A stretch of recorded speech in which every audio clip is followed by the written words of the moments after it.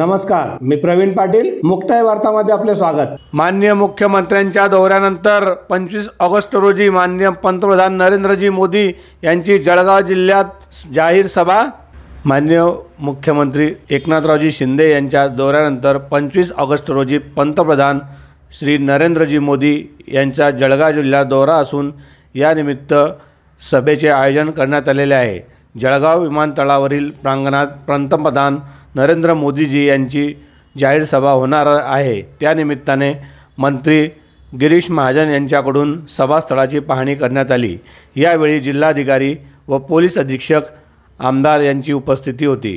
25 तारखेला माननीय पंतप्रधान या ठिकाणी येत आहेत.